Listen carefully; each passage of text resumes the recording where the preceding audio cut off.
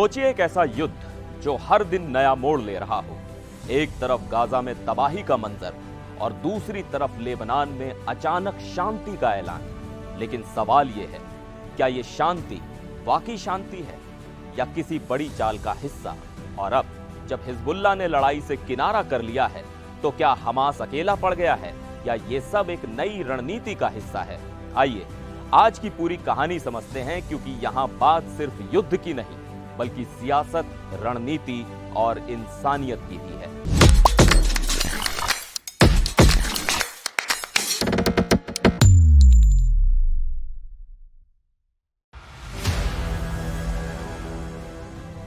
Hamas और Hezbollah, ये दोनों नाम सिर्फ गुट नहीं बल्कि एक गठबंधन है जिन्हें ईरान जैसे देश का मजबूत सहारा मिला हुआ है। अक्टूबर 2023 में जब गाजा में तबाही मची तो हिजबुल्लाह ने भी लेबनान से रॉकेट दागने शुरू कर दिए। लगा जैसे इजराइल दो मोर्चों पर फंस गया।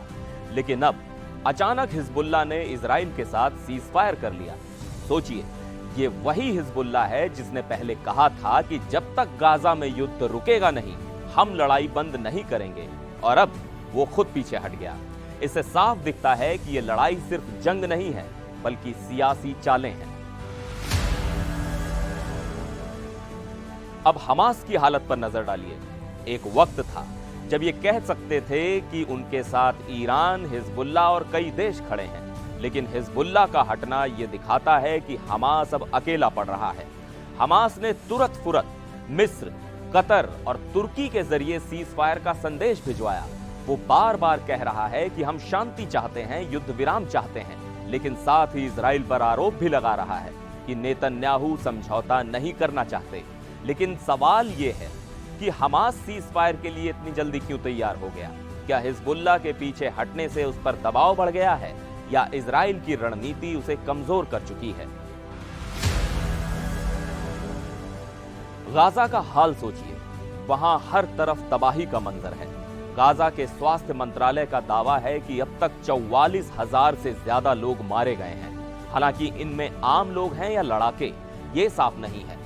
इजराइल ने साफ कहा है कि उन्होंने करीब 18,000 हमास लड़ाकों को मार गिराया है और अपने 154 बंधकों को छुड़ाने में भी कामयाबी पाई है।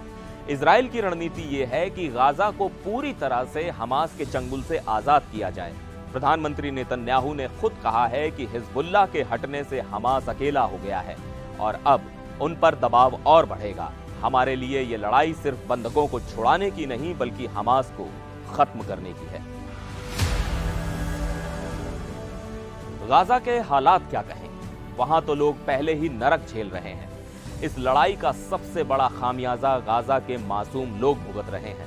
लोग तंबुओं में रह रहे हैं, ऊपर से सर्दी का मौसम आ गया है। बच्चे, बूढ़े सब परेशान हैं।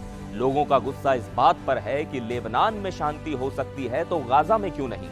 लोगों को डर है कि ये लड़ाई और भी खराब हो जाएगी, क्योंकि अब पूरा दबाव गाजा पर आ गया है। अब बात करते हैं इजराइल की अंदरूनी राजनीति की। वहां बंधकों के परिवार सरकार से नाराज हैं।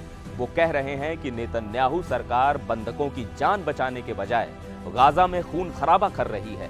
नेतन्याहू की सरकार में भी मतभेद हैं।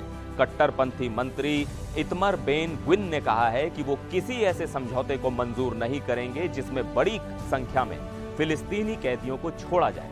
उनका कहना है कि अगर सरकार फिलिस्तीनी कैदियों को छोड़ती है तो कल फिर से ऐसे नए सिनवार पैदा होंगे। लेकिन दूसरी तरफ बंधकों के परिवार में दर्द है। वो कह रहे हैं कि हमारे बच्चों को बचाओ, उन्हें वापस लाओ।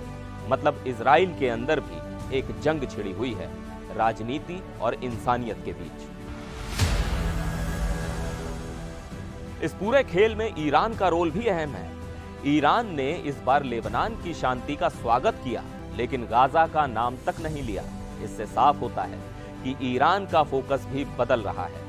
एक बड़ा सवाल यह भी है कि क्या ये लेबनान गाजा को अलग अलग करने की इजराइल की रणनीति का नतीजा है? इजराइल के मुताबिक लेबनान सीजफायर ने दोनों मोर्चों को अलग कर दिया है, जिससे उनका काम आसान हो गया। तो ये कहानी सिर्फ गाजा की बमबारी या लेबनान की शांति की नहीं है। ये बड़ी रणनीतियों, सियासी चालों और इंसानियत के दर्द की कहानी है। गाजा के लोगों की तकलीफों के बीच क्या हमास का अकेला पड़ना इस युद्ध को खत्म करेगा या ये जंग और भी लंबी चलेगी? आपको क्या लगता है? नीचे कमेंट्स में बताएं और ऐसी ही गहरी और सटीक खबरों के लिए हमारे चैनल को सब्सक्राइब करना ना भूलें।